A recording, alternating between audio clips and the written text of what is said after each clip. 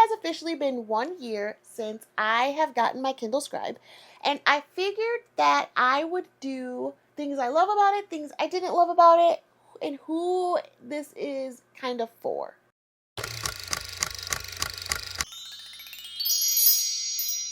The reason I bought a Kindle Scribe is I love to annotate in my books. I love to take notes. I love to write how I'm feeling in the margins and keep up with different characters, especially in fantasy. Sometimes in fantasy, especially a larger series, I get a bit lost. I forget the characters. I forget what certain powers mean for certain things. So I like to keep notes. And it was getting to a point where I would have a bunch of sticky notes in a book of notes of things that I need to remember, or a notebook. Those were a mess, girl. I don't even want to go there. Those, not my brightest thing.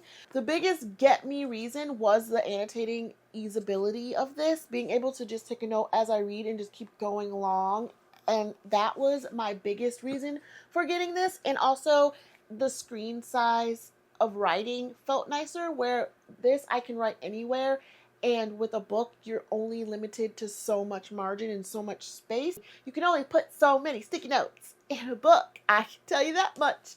So this negated all of that for me. And that was the reason why I convinced myself to buy it. I am in not even the faintest way a techie guru, but I am going to run through quickly the specs of the device that I got. This is the 2022 model, I think. I got the 64 gigabyte in the color tungsten. They only have two colors when I got mine. It was tungsten and metallic jade, which was like a green color. At the time, it was on a small sale, so I got it for about $450, and it is back up to $500. Not the greatest deal ever, but it was something. Okay, I'm gonna take it. I'm gonna say I got it on a sale.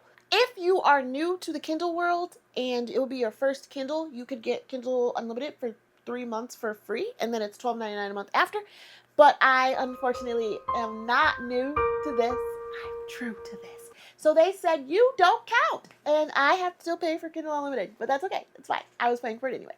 And also, it has a 10.2 glare-free screen on the device. And it came with the pen and 5 extra nibs. The pen is rechargeable based off of being connected to the Kindle. It does not need any batteries or to be charged separately or anything like that. So that is the specs. Now let's get on to the pros and cons.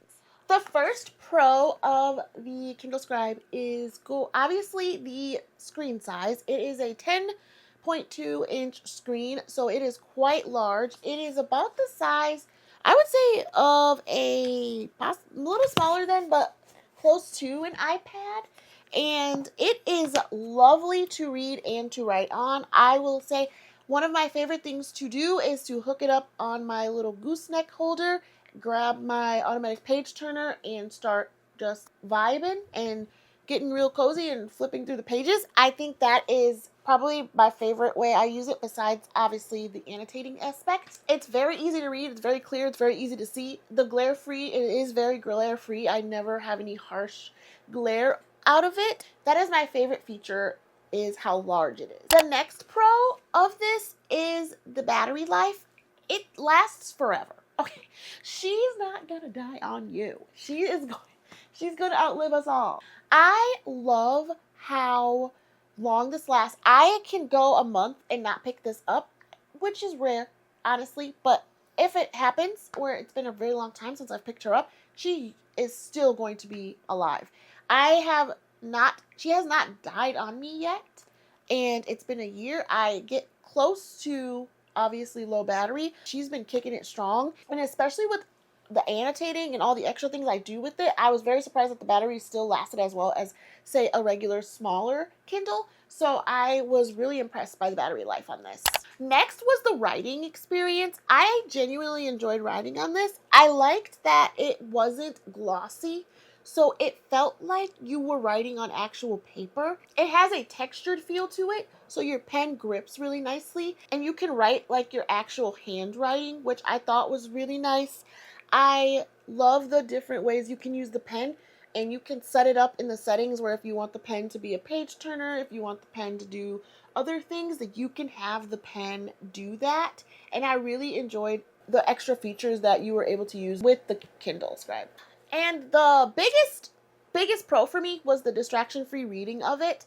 I loved not needing anything but the Kindle Scribe. I love that I can just open it and start reading and highlighting and writing, and I just can just fully immerse myself into the book and not have to worry about a notification popping up on my phone or a text or anything like that, because I was only needing this. I feel when I annotate in my books, I love to annotate. I love physically annotating. I sometimes think I love the annotating more than I'm actually enjoying the reading, and then I sometimes have to go back and like catch myself with the colors and all the different sticky tabs. And with this, it's just blank and straight to it, and then you get right back into your book. Some honorable mentions. I could play Sudoku on this. I love Sudoku. Kindle Unlimited has it as well, where you can download a Sudoku book, or you can buy one and you can just do Sudoku like it was a notepad. But other than Sudoku, you can get other things as well. You can get crossword puzzles and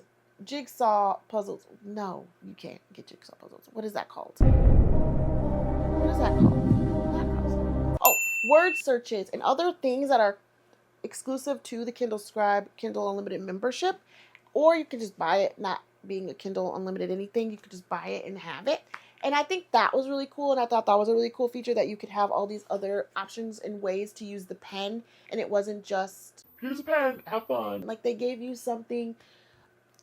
a few newer things that were different than the other models of Kindle.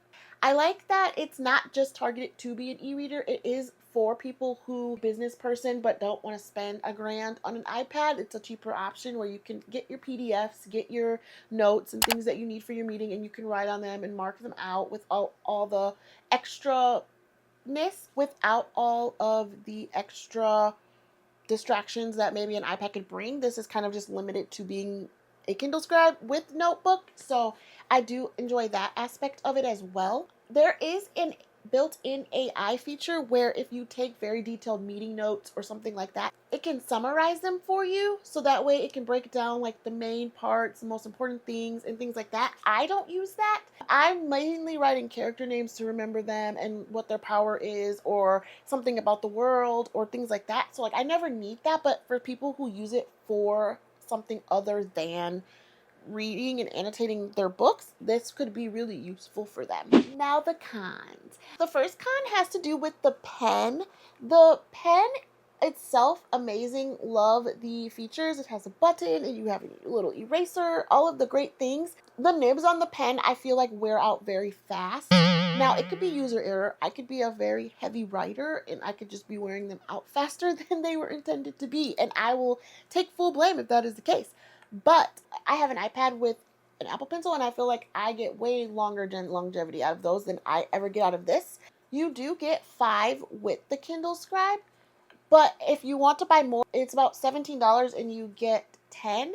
But I feel like I don't want to always have to be buying more. I feel like they should have been made durable enough to where the 5 should be enough for a long time.